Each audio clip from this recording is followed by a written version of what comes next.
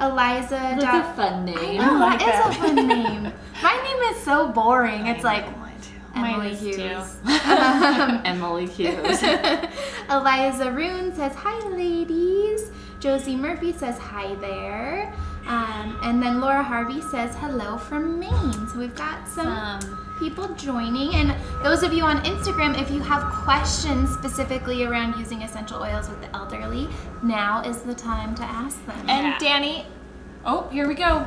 Yes. We got, Just kidding. we got one. Okay, never mind. Anna The from comment YouTube. just came in. Hi, Anna. Oh my goodness. My little 6-year-old has called me a few times this morning. Uh-oh. We're going on a little short family trip this weekend. Oh, fun. And she keeps like calling, how many days are we going to be gone? What time are we leaving? Okay, now I'm seeing some comments on Facebook and YouTube. We got Debbie from rainy Chicago, Sandy from Vermont, Amanda says hi from the Bay Area. I want to go visit you, Amanda. I think I want to visit everybody right now, even in rainy Chicago. Snowy Toronto, chilly Wisconsin. Sorry, Cecilia, that doesn't sound very nice. She doesn't want to go visit chilly Wisconsin. It's Wisconsin so is nice quite here. lovely, though. I've never been to Wisconsin. It's quite lovely. It's on my list. Danny Romero from CS. Good morning from Twin Falls. Good morning, Danny. Oh, thank you, Jamie. Jamie says, have fun on your trip. Thank you. My family's actually going to the Oregon coast for the first time ever. Oh, really? We've never Oh been. my gosh, that's so fun. Yeah, it's going to be quick because we're coming home Monday. Are you driving or flying? We're driving. Thank goodness we like to drive. Yeah, now. Like yeah. my Road trips kids are do, fun. I think, do good in the is that car. a 6 or 7 hour? Where we're going, my husband says it's 10. Whoa. It's gonna be a long couple days. Yeah. That's fine though. We It's like gonna be driving beautiful. in. It'll be Love nice. the Oregon coast. Yeah, it'll be nice. School's done, and apparently I've been stressful. I'm holding it in my bag, so we're just gonna go to the Oregon coast and enjoy it. So thank you, I appreciate it. Jess, I don't know if Facebook and YouTube were live when Emily was talking. I'm assuming you are, but we didn't see comments till later. But today's show is on using essential oils with the elderly. So if you have any questions whatsoever, it can be just like in general safety questions. It can be specific like concerns that you want to address. Really whatever questions you have. We a couple lives ago, we did a Q&A with our aromatherapists. So the 3 of us. And we had a lot of questions related to essential oils in the elderly. So we decided to do this live, but we only received 2 questions beforehand. So then we're like, what are we going to talk about today? So if you have any questions, please let us know. But to start, we do have a question from Brooke. We do. Asking, was that a question mark? We do. There she is. I'm like, where? Yep. We have a question from Brooke asking if there will be a Memorial Day sale, and there will be. It should be going live any second on the website if it hasn't gone live already. So yes, there will be a Memorial sale. We are excited about it. Check it out. Especially for those, because I know our customers save up their wish list and their items in their cart for a sale like that is happening for Memorial Day. So check it out.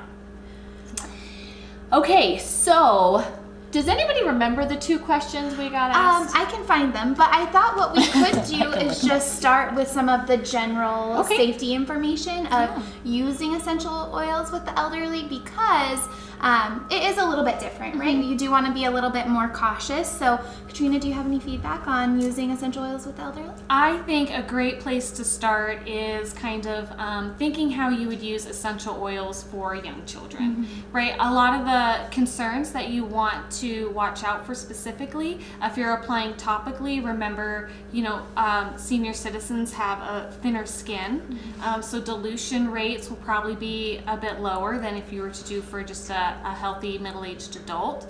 That's where I would start. And then another one too is to keep in mind medical contradictions. Yes. If they're taking medications and what that looks like, and just to make sure that you know that the oil that you want to introduce to them isn't going to interact with any of their medication. I think to me, those are the 2 really big standouts when you're using aromatherapy for senior citizens.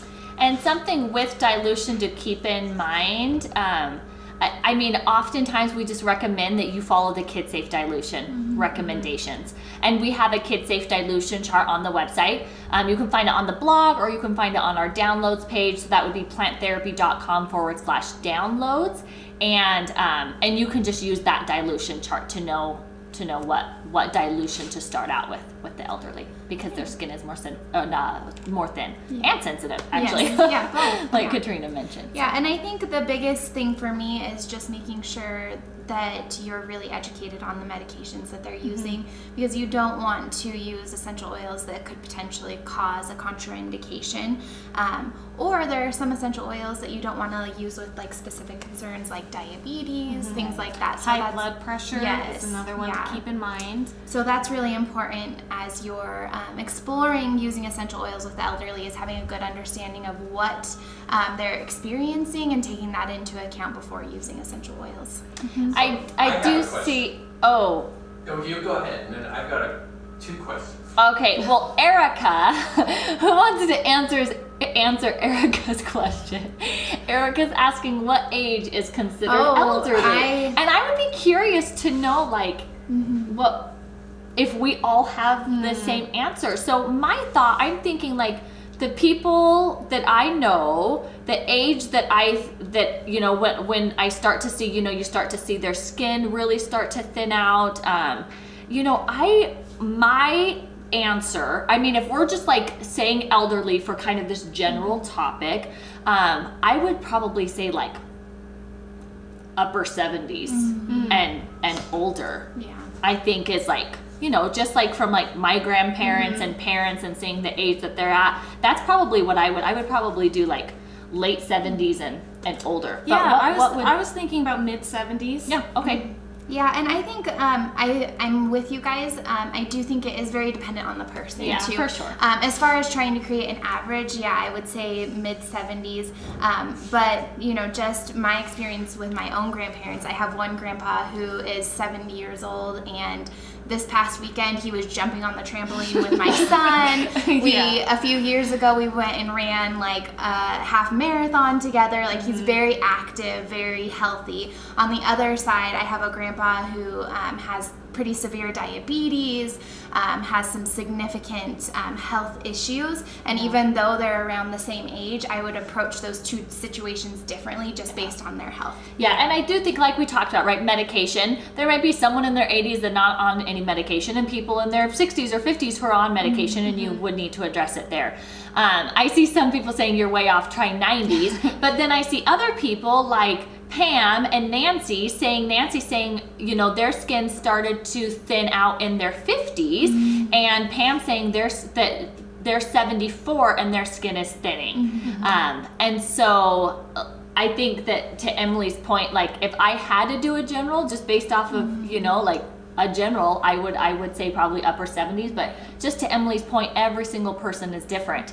And so I guess when we're saying the elderly, we don't even know what that really means, but yeah, just when we're talking about kind of the things that you want to look for and pay attention to, I guess, just see what that means for you and the people you're around. Speaking of skin sensitivity and using some gentler alternatives with those who have some more sensitive skin, Good Girl Marissa on Instagram is asking, can you talk about dilution in lotions and body butters?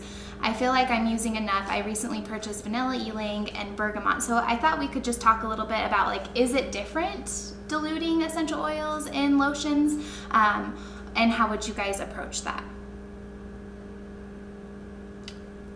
Are we talking like the percentage? Yes. Oh, okay. So I guess what I'm trying to say is, I'm not really sure what we're asking. Lotions, you use the same dilution in a lotion and a carrier oil, right? Of course, if you're using the product for like full body application, if you're doing like a body butter, then you want to keep the dilution on the lower end, 2% or less. If you have an acute chronic issue, then you can increase that dilution, but really it's dependent more upon how you're using it than the base itself, right? Yeah. So just like Emily said, a specific area of concern in acute situation versus full body application, those dilution percentages are going to be different. So oftentimes when people are using it in a lotion or a body butter or something, it's for full body application, or at least, you know, a lot of the body, right? And so you're going to want a max of like a 2%, but even like usually a 1% with a lot of oils is plenty. But yeah, you're gonna want a lot lower dilution compared to, you know, if you have knee troubles, you know, then you might be going up to 10% or something, depending on the oil, because it's very specific. You're using it in a much smaller area, so you can go much higher. And lotions and butters are great to use as bases for the elderly because it does provide that extra moisturizing benefit for those with sensitive skin. So I really like using some of those richer, more moisturizing products with the elderly versus just a carrier. Phone call. I feel like I need to sing like popular. Oh, Danny, so no, I won't. I mean, I did, but I'll stop. And something else, I'm talking about, you know, a base that's extra moisturizing. I think we mentioned this a couple lives ago, but our healing balm is so fantastic. Hold my calls. Our healing balm is so fantastic. Really from like infancy up to, you know, the oldest person to be living right now. I don't know how old, it's got to be like close to 120 or something. Yeah, I think I just saw an article with a 120-year-old. So there you go. From I could be wrong. I could be newborn lying. to 120. But I feel like there was 120 in my mind for some reason. The healing balm is so fantastic, and we have the one that doesn't have any essential oils in it, and so that can be, you know, really used in a lot of different ways. And then the ones with essential oils are also at a safe dilution to use with younger children and with elderly as well, whatever age you deem an elderly. Okay, so I looked up a couple of the questions. Memorial Day sale is on the site now, Debbie said, but I looked up a couple of the questions that we received, and actually I've seen one of our questions I've seen asked a couple of times during this live. So hair loss. You know, I would like to think that this is reserved for the elderly, but really there are people of all ages that struggle with hair loss. A lot can be due to like nutrient deficiency, right? Like that, was that maybe is nutrients? Is that, did I say that correctly? Or just like genetics. Hormones. After I had Remy, I lost a ton of hair. Stress. I mean, there are a lot of things that can cause hair loss. But you know, especially it is known as you get older, you also, you know, a lot of people also lose their hair. My husband may or may not be one of those. He's not excited about it. My husband does not want to talk about that either. So we aren't going to talk about our husbands. We're going to talk about the elderly who struggle with hair loss, but a lot of questions of what can be used for hair loss. Rosemary, hands down, is the one we hear all the time for really quite an array of hair, scalp concerns. Yeah, I definitely lean towards rosemary. I also really like sandalwood for the hair. It's great for hair health and scalp health. So that's always a good choice. And then you're looking at some of your carrier oils too, right? I think like castor oil is very popular for hair, jojoba. There are a lot of great options from a carrier oil perspective too to do like a nice scalp serum. Oh, I think I might have to do that this weekend. Sounds lovely. Nice and relaxing. Jamie, our marketing director, is correcting us. She's saying seniors is a better term to use than elderly. So we will do better. Thanks, Jamie. Yes. I was just gonna say that was I was gonna make fun of you guys a little bit because it's really easy to use. It's easy to use something. Anyway, never mind. You did a horrible job making fun of us. I'm gonna take it though. I'm gonna take not making fun of us. And seniors, I think there is like a senior age, right? Isn't that like a senior, like 68, 65? something like that. So hey, then we don't even have to guess. Then we don't have to guess. We know. Although we don't know, so that's the thing. We're sitting here guessing. Rosemary in the shampoo. So that has been a lifesaver for my husband, who is not a senior or elderly, but is losing a lot of hair. And he has been for a lot of our marriage. I mean, he started losing his hair like a lot, like in his mid-20s. And we started using rosemary in our shampoo. And like, we will go on a vacation for a week and not take our shampoo, and he will start to lose his hair again. Like, it makes that big of a difference. When he consistently uses it every single day in the shampoo, it seriously has, like, except for this year because he's been really stressed with his job, it has almost completely like stopped his hair loss. Like, it's been amazing. So rosemary in your shampoo, you can do a DIY. There are rosemary shampoos out there with rosemary, or just, you know, make it yourself, mix it yourself. What dilution would you use? I know that I did a blog post like many years ago and played around with the dilution, but yeah, I typically, just because Like it is a wash-off 0.5 to product, start. you know, and it is something that you're in the shower and heat can really lead to an intense reaction. Yeah. So I would definitely, I think you hit it, Retha. Start on the lower end with the 0.5% dilution and work your way up as needed. yeah. Yep. Some oils to use for agitation and emotional support, Tracy's asking. I think that is a great thing to consider. Off the top of my head, I know bergamot. It's very lovely, gentle, a little energizing, but also very mood boosting. And rose, you know, I think is a very nice one as well when you're talking about agitation, and neroli as well. I really love Roman chamomile. I mean, Roman chamomile is my favorite oil, but I really like it for those times when you're feeling really agitated and needing to calm down a little bit.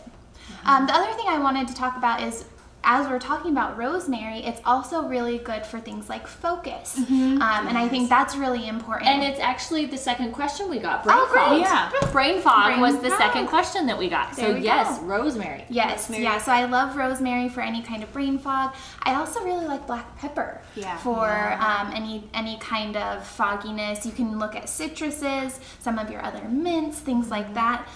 So if I were to get one oil, it would probably be rosemary, though, just because it is so versatile. Yeah, it is such a basil good is another good one for focus and concentration too. Jenna's saying that she's been using Rosemary Hydrosol after the shower. Not long enough to notice a difference yet, but that is a really good idea, especially with the elderly, because hydrosols are so much more gentle than their essential oil Oh, and I counterpart. love rosemary hydrosol. Oh, it is The lovely. scent of rosemary hydrosol is one of my favorites of all time. And a hydrosol might be a really great option for itchy scalp that Sarah is asking about. Constantly itchy scalp. Definitely try some hydrosols, like even a lavender hydrosol or the Helichrysum hydrosol would be really nice to help with that. Yeah, and it's really good for memory. Yes, rosemary is great for memory. There's actually been a lot of studies done on the rosemary plant for memories. So I would look it up, and I mean, you're going to get those same benefits from the essential oil, right? Because that's what makes the plant so good at it. But there's been a lot of research done. So do some of your own research on that, and you'll be able to pull up some of the studies and stuff that have been done with rosemary and memory loss. Because it can be hugely beneficial. Rosemary can be hugely beneficial for memory loss, especially for seniors. Anna is asking, going back to rosemary for the hair, would you use it in an unscented shampoo, or can it be any shampoo? Yeah, it could be any shampoo. Of course, it may change. The scent. It certainly will change the scent. So you may want to be a little bit picky. I have like a strawberry cream shampoo right now. You might not want to put but I don't rosemary know in if that. I want rosemary in it. So yeah, but you certainly can. Yeah. Yep, and Debbie was saying that that she starts to see the benefits of rosemary immediately. She said within just a few days she could already see like teeny tiny hairs growing. So for her it worked almost immediately. And I am serious when I say for my husband, like it went from like me rubbing his head like on trips or when we're on drives, me rubbing his head to like having hair all over to using the shampoo and not like having any hair loss. Like that's awesome. it made such a huge difference for him, a huge difference. So, I mean, I've seen so many success stories, heard so many success stories with rosemary and hair loss. So it's a great option. What other questions do you have for us? So we talked about like emotional support. We talked about hair loss, memory, brain fog. What other questions? And then just the basics. How about like joint pain, arthritis, things like that? And actually, we touched on this a lot last week with our talk. We were talking about autoimmune diseases, kind of a lot of along the same lines, like frankincense, copaiba. You can add it into a carrier oil or a lotion. You know, a hand massage, you know, to help work out fluid in the joints is a great option, or black pepper to increase that circulation, which may also help with like cold fingers and toes. So maybe a little bit of cinnamon, a little bit of CBD. Yeah, that's what I was going to say. CBD all the way. I think like there's so many benefits with CBD. Especially as you start to age, because CBD is so fantastic at like full body support. And usually with like essential oils, when you're talking like pain or discomfort, you're usually using it on a very specific area, where CBD, when you can ingest it as well as apply it topically, it gives that more full body support, which is often needed as we age, right? It becomes like not just a sore back because I'm stressed anymore, but it becomes hips and knees, and right, like as we age, so do our bodies, and so that full body support that the CBD can give, I think is just hugely beneficial. Especially in combination with essential oils. That's what I love about so many of our topical products, being able to utilize CBD plus the added benefit of essential oil really creates a great experience and helps you to feel better, I think, more so than just using one or the other. Yeah, absolutely. We did get some questions, some unrelated questions about diffusing. Specifically, do you have to have an ultrasonic diffuser? And what is the best diffuser when using essential oils? So I thought we could talk a little bit about like passive diffusing and all the other methods. Yeah, there's so many ways to diffuse. Honestly, even a piece of cardboard you could use as a passive diffuser. So you definitely do not need an ultrasonic or a nebulizing diffuser that pushes it out into the air, unless that's kind of the experience you're looking for, where it's going to cover a wide range of area.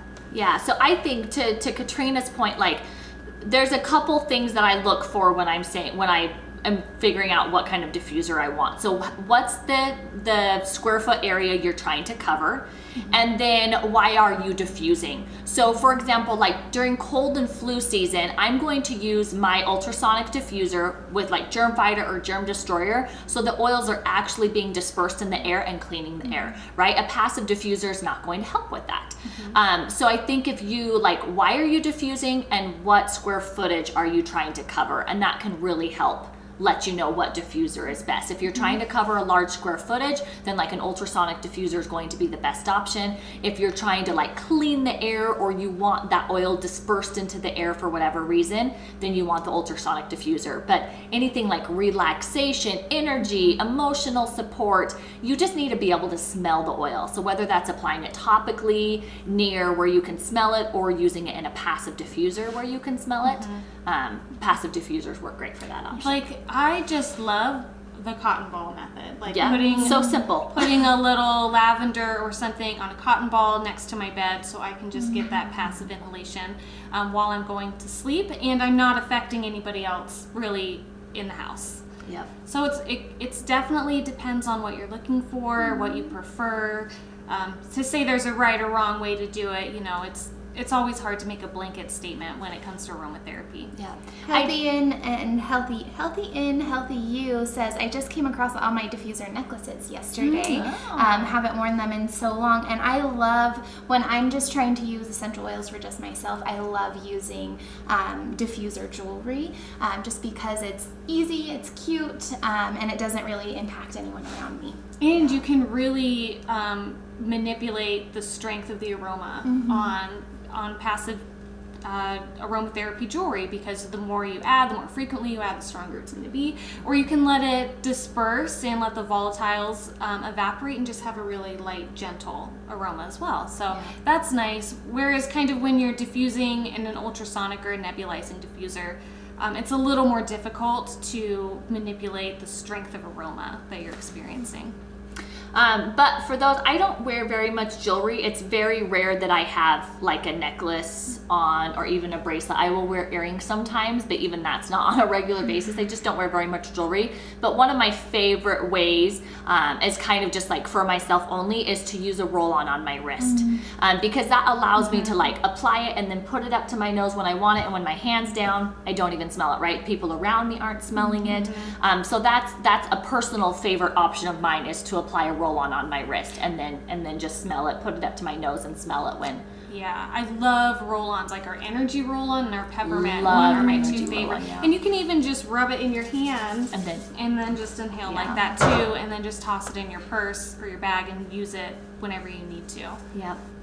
I did see a question earlier. I'm glad you brought up diffusion because I saw it and I wanted to go back to it. But they were asking, are there any extra like precautions or diffusing rules that they should follow for seniors? I think most importantly, just sticking to those intermittent settings and making sure to not diffuse continuously for too long. It's really important for anyone to give themselves a break from that stimulation of diffusing. And then it really can depend on the person. Some people, as we get older, we tend to become a little bit more sensitive to scents, so strong scents can be really overwhelming. If that's the case, you may want to diffuse fewer drops. You may want to diffuse for a shorter amount of time. You may want to passively diffuse. So it can be very individual as well. Yeah, and passive diffusion is such a great option for someone who's starting out. I'm going to use this as an example. Tracy's asking, how about oil for agitation for dementia sufferers? So passive diffusion is a great option when you're trying to find something that works because you can remove it and the scent is immediately gone, right? So that's something that we would often recommend for well, for this example. The other example just completely went out of my mind, so I don't even know what I was going to say. I had it in my head. Well, dogs, but that's not what I was going to say. Oh, yeah. But anytime that you're introducing an essential oil, you're trying to find something that works. Passive diffusion, where you can immediately remove it and the scent is gone, is a great option. So how about oils for agitation for those who are suffering from dementia? Yeah, I think that goes back to some of the oils we talked about earlier with stress. I really think Roman chamomile is very calming. It's one of the best oils for anger. I think of bergamot, as Katrina mentioned, and rose, some of those oils that are very calming. You may also look at something that's a bit grounding too, to kind of just bring you back in. So maybe a vetiver, a cedarwood, something along those lines, to really help kind of soothe the individual. But I have found when people are really agitated, it's important to allow them to be a part of their essential oil journey, right? So it's important to sit down with them and maybe present a few different options and look at them together and find out what they like, because, you know, any oil, even if it's calming, if somebody who's agitated doesn't like it, it could cause a severe, severe adverse reaction to what you're looking for. Yeah, so let them choose. I think that is the absolute most important. Let them be a part of that. Let them choose what oils they feel give this support. And then especially for that, I would almost always use a type of passive diffusion, so that if for whatever reason they have an opposite reaction or it irritates them more, you can immediately take it away. So it's not like if you're diffusing like with ultrasonic and they start to get agitated or whatever, even if you shut that off, the oils are still in the air, you can still smell them. So I think any time that there is something that could turn around and for the worse, like real quickly, I would definitely recommend passive diffusion there. Especially, I think of inhalers a lot of the times, just because it is something, it really empowers them to use it as they need it, and makes it easier to remove from the situation if needed. Amanda's mentioning Helichrysum for anger, definitely, and then neroli. I just love neroli so much, but there's also quite a few studies using neroli for people who are trying to quit smoking. So that kind of agitation where it's like a full body like tenseness, neroli has been shown to have some positive effects. Black pepper too. Yes. Yeah, black pepper has been known for that as well. Jen is saying I like Fregonia for emotional support too. I like Fregonia for everything. And that is back. That is finally back after So like exciting. what, 3 years or Far something? too long. Far too long. Yes. Let's see. Danny has a question. So you guys have touched on this a little bit, but I think there's myths to getting older. And one of those myths is that you start having a harder time memorizing things and that your brain struggles a little bit more. And one of the things I love about essential oils is, well, first and foremost, the brain is a muscle, and if you're not using it, you're going to lose it. But just as with your muscles, you can also work your brain and get that back. And memory is one of those things that I think a lot of times we forget that To practice it. Yeah, we can practice that. And essential oils are awesome because could you guys go a little bit into the olfactory system and how it's directly connected? It's the only system in our body that is directly connected to our memory, the portions of our brain that use memory, and how I don't know. Look at Danny over here pulling out all the stuff. That's what Danny uses. Has to do that. He's elderly. You guys were talking about elderly. Danny did say if we didn't get any questions about seniors that we could be like, let's bring Danny over because he's our senior here. He's not. But I love that you brought that up though, Danny, because it's one thing that just fascinates me with aromatherapy is how scent impacts the brain. When you're inhaling an essential oil, it directly impacts your limbic system, where memory and emotion. And it's an immediate. It's an immediate reaction, yes, which is yes. It just shows how amazing And our powerful. bodies and brains are. Yes, yeah. So I think just that in and of itself is amazing, right? And it just goes to show how powerful scent can be when you're dealing with emotional concerns, when you're dealing with memory, focus, things like that. It's a really beautiful thing. Yeah. Awesome. Okay, any other questions? I do see a couple comments about blue tansy, having a reaction to blue tansy. So without any specific information, we did talk about medication earlier, and a lot of the a lot of the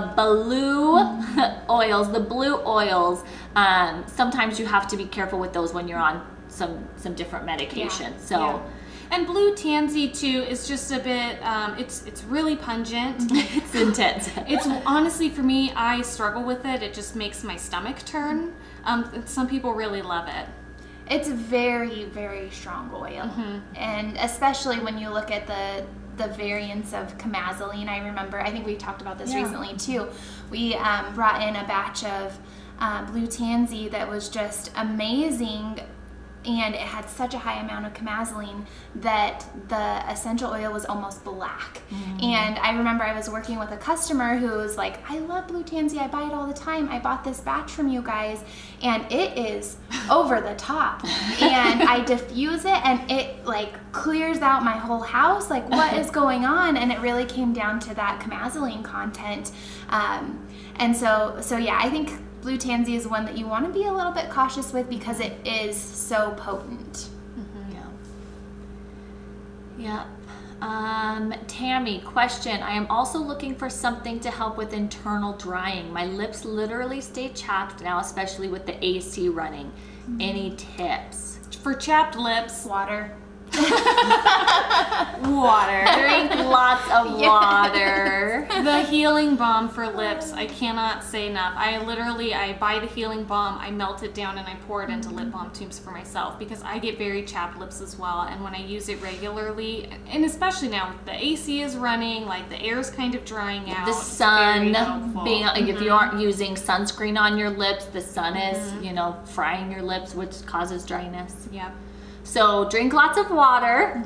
Drink Emily's lots tips. of water. And use the healing balm as a lip balm. And also use some sort of SPF too. I think during the summer is so important that you have an SPF on your lips because they do get burned pretty easily. And burned lips are just the worst. Horrible. Camo Tiger 7 watermelon kisses for chapped lips. I have seen so many people, like friends and relatives, who have talked about our lip balms just in general, like saying I've not found a lip balm in a long time that actually like makes my lips feel good. Yeah. A lot of lip balms, like after you use them for a while, they become really drying to your lips. Like, I don't know, our lip balms Or they are don't amazing. even just stay. Like it feels, I don't know. Yeah. I really like our lip balms too, Yeah, and I've they're so struggled finding one that really seems to like moisturize and penetrate. And I'm gonna attribute that to the high amount of meadow foam oil that's in our lip balms. And it's not an ingredient you see in a lot of lip balms. It's kind of a more higher priced carrier oil, but it's what's helping that moisture like stay and really lock in. So I think that's what kind of sets those lip balms apart. Is that So meadow a foam. few people saying PT has the best lip balms, love the watermelon kisses.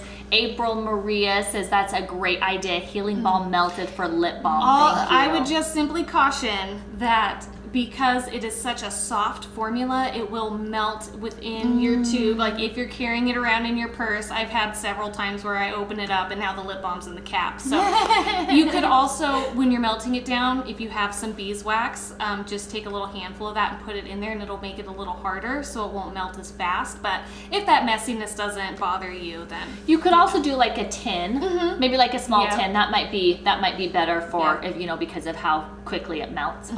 Cami Tiger 7. My husband uses his all the time. That is the Watermelon Kisses lip balm they're referring to.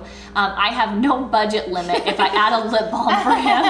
that's wonderful. You know, there was someone else recently. I wish I remembered who it was, but just like, I mean, honestly, it could have been like a year ago, but it felt like it was really recent. But someone recently told me that their boyfriend also is obsessed with the Watermelon Kisses lip balm. That's what my boyfriend used. Your boyfriend, was it does. you that, did you tell me this I recently? did not. Well, so look at that. Somebody else. And Camo Tiger's husband using it, like, everyone knows how obsessed I am with the Watermelon Kisses. He lip balm. doesn't like, the packaging of it. So again, I take it out and I melt it and I pour it into different things. Do you for it. really? I do. Oh, he's so spoiled. I would like tie a pink bow around it and be like, is this better? That's so funny. Yeah, the Watermelon Kisses lip balm is amazing. All the other lip balms are amazing as well, but the Watermelon Kisses, the scent is especially, has a special place in my heart. It's my favorite. Yeah. Are you seeing any other questions on there, I'm Em? not. No.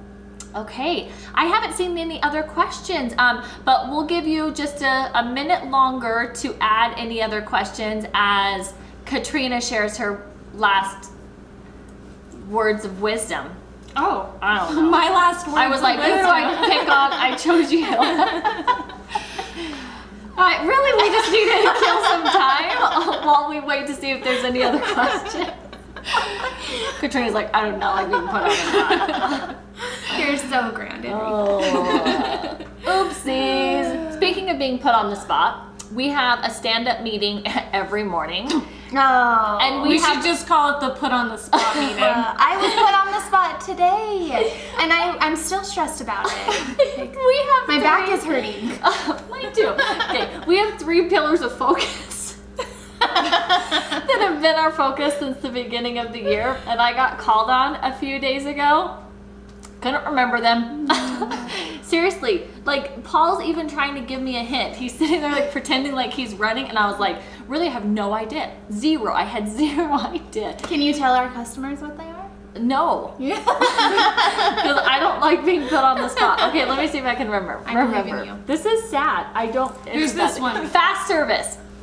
Yes. Fast service, personal connection, and 0 defect. I actually did remember them today because every morning I'm like, fast service, personal connection, 0 defect. Don't forget, Retha, if you're asked. It's always difficult when you're put on the spot and suddenly your brain is just done. No, Yes. doesn't want to. It's so fun. I prepare every morning except for the mornings that I'm in bed. Like Right. Anyways, it's a thing in the morning. But those 3 are our pillars of focus for anybody who's wondering this year. That's what we're focusing on. And I forgot fast service. Paul's like pretending like he's running fast, and I'm like, that's not helping, Paul. Anyways. Nothing else. Nothing else on Facebook or YouTube either. So that's all we have for you today. Please share this with anybody that you think could find it useful. It always is helpful when you like, comment, and share these live videos. And then don't forget, Memorial Day sale is now live on the website, planttherapy.com. It is lasting through Monday. But, you know, we can never guarantee that things won't be out of stock, but I think we should be good. But it is lasting through Monday, so go check it out. It's a tiered discount, so the more you spend, the greater your savings are. So especially if you've had like this wish list or you've been saving your cart for Memorial Day sale, go check it out. And then let's see, you know, Memorial Day, have a happy, safe Memorial Day weekend. Yeah. Yep. Anything else? Happy Friday. Happy Friday. Yeah. Thanks for joining, everyone. And we'll see you next Friday. I don't know what our live is on next Friday. I don't know, but we'll be there. Waving goodbye. I believe it's on ingestion. Oh, yes. Ingesting essential oils. Come and It's gonna join be a us good next one. Friday.